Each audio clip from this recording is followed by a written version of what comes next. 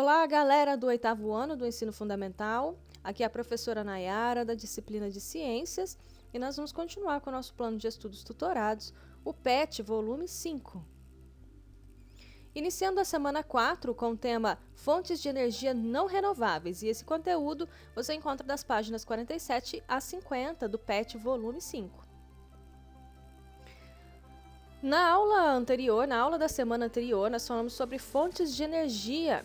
Nós vimos que as fontes de energia são recursos naturais ou artificiais utilizados pela sociedade para a produção de algum tipo de energia. Esta, por sua vez, é utilizada para propiciar o deslocamento de veículos, gerar calor ou produzir eletricidade para os mais diversos fins, como a iluminação, por exemplo. As fontes de energia também possuem relação com as questões ambientais, já que, dependendo da forma de utilização dos recursos energéticos, podem gerar graves impactos sobre a natureza. Nós falamos sobre as fontes de energia renováveis e não renováveis. Na semana anterior, nós demos destaque às fontes de energia renováveis, que são aquelas produzidas a partir de recursos naturais que se renovam rapidamente, e não geram grandes impactos ambientais. Um exemplo é a energia solar, a energia eólica, dentre outras. Nessa semana, nós vamos falar das fontes de energia, não renováveis. Então vamos falar das fontes de energia não renováveis, que são aquelas que dependem de processos em escala de tempo geológica para se tornarem disponíveis. Isso significa que, caso sejam esgotadas, demorarão muito tempo para se formarem novamente. Petróleo, carvão mineral e gás natural são os principais exemplos de fontes de energia não renováveis. Vamos falar dos combustíveis fósseis. Os combustíveis fósseis são matérias-primas encontradas na natureza em quantidade limitada, originados de gases e de restos orgânicos acumulados em camadas profundas da crosta terrestre ao longo de dezenas de milhares de anos, como é o caso do petróleo e do carvão mineral. Então, os combustíveis fósseis são matérias-primas oriundas da decomposição de seres vivos ao longo de milhões de anos. A maior parte da energia utilizada no mundo provém dessa fonte. Vamos conhecer os tipos de combustíveis fósseis. Vamos falar do carvão mineral, que é o primeiro combustível fóssil que nós vamos estudar. O carvão mineral é uma rocha preta, porosa, de rápida combustão e capacidade de gerar grandes níveis de calor. Ele é formado a partir de um processo denominado de incarbonização. Esse processo de incarbonização ocorre quando restos de vegetais são acumulados por milhões de anos e submetidos a alta pressão e alta temperatura nas camadas mais internas da crosta terrestre. O carvão mineral ele passou a ser utilizado a partir da Revolução Industrial e hoje é bastante usado em siderúrgicas para a produção de aço e em alguns tipos de termoelétricas. O grande impacto do uso desse recurso está nos poluentes liberados pela queima, que contribui para o aquecimento global, e em sua extração, que impacta severamente o ecossistema. Então, o carvão mineral ele é considerado um combustível fóssil porque ele é originado a partir de restos de seres vivos, de organismos, principalmente de vegetais, que se acumulam por milhões de anos nas camadas mais internas da Terra. Então, eles são submetidos à alta pressão e à alta temperatura dessas camadas internas e alguns componentes da matéria orgânica que são mais voláteis, que são liberados mais rapidamente, são perdidos, como por exemplo o nitrogênio, o oxigênio e o hidrogênio, restando apenas o carbono. Então esse é o processo denominado de incarbonização e assim se forma o carvão mineral. E ele é amplamente utilizado, hoje em dia como uma fonte de energia. Ele é considerado não renovável porque ele leva muito tempo para se formar novamente, São milhões de anos.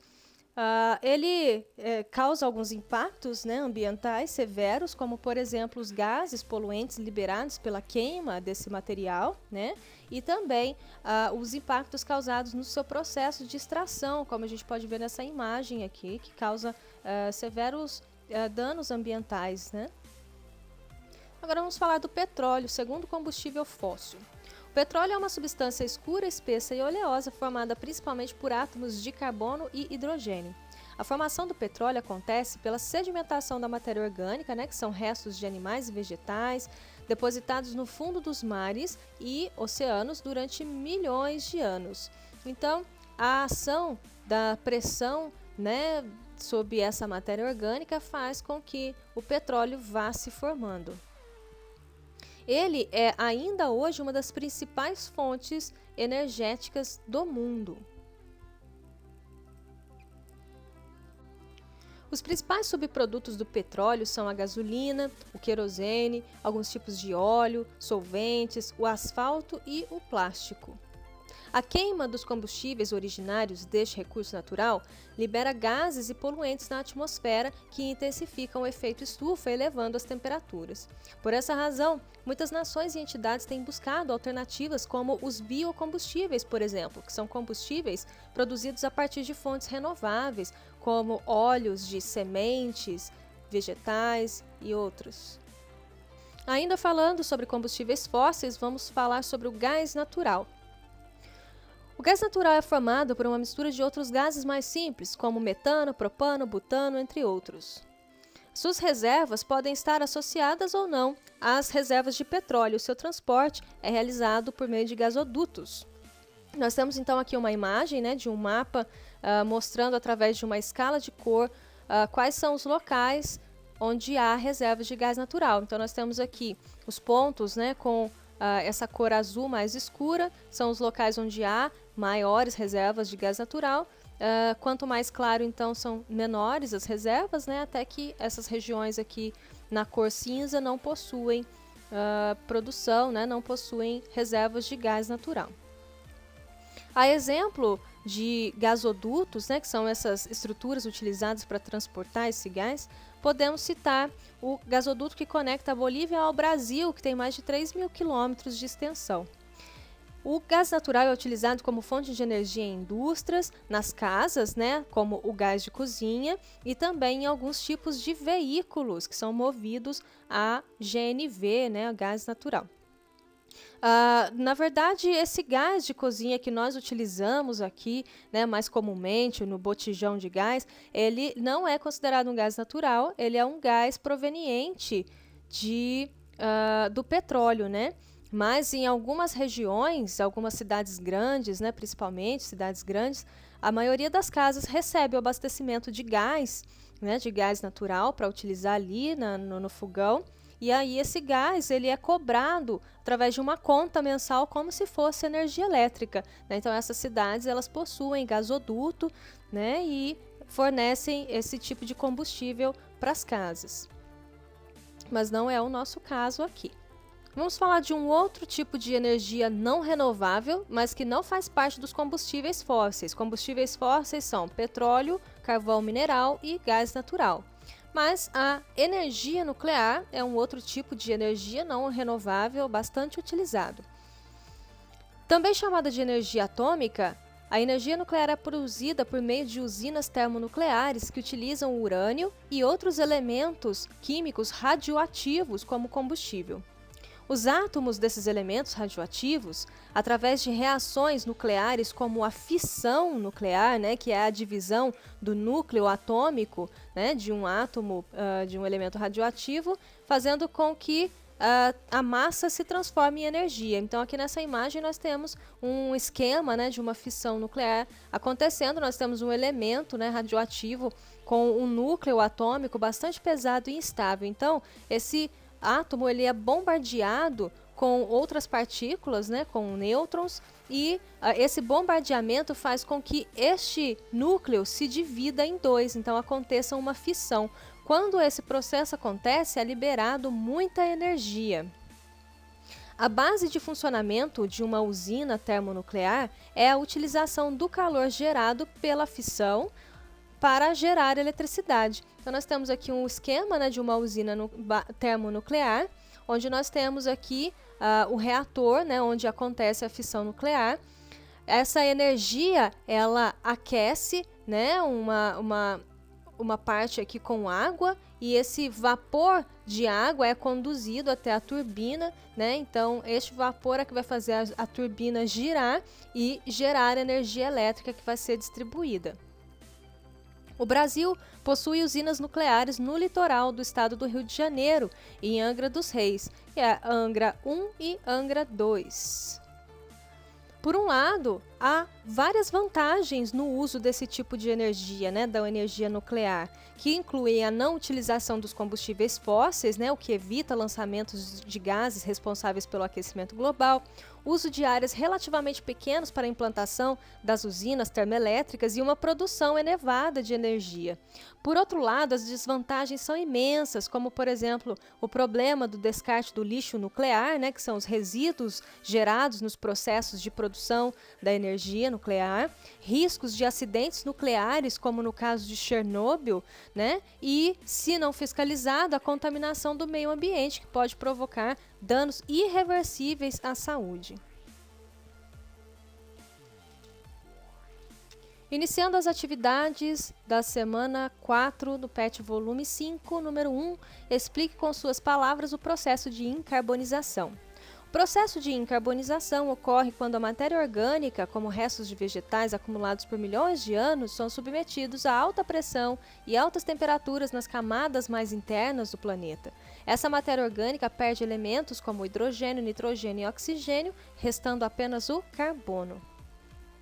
Número 2. A economia de um país, como o Brasil, é muito favorecida pelas riquezas do subsolo. Calcário, ouro, estanho, ferro, petróleo, carvão e gás natural são alguns dos compostos extraídos da terra e muito valorizados por suas aplicações industriais. Letra A. Por que o petróleo e o carvão mineral são denominados combustíveis fósseis? Eles são combustíveis formados a partir da decomposição de animais e plantas soterrados há milhões de anos. Letra B. Como o petróleo é formado?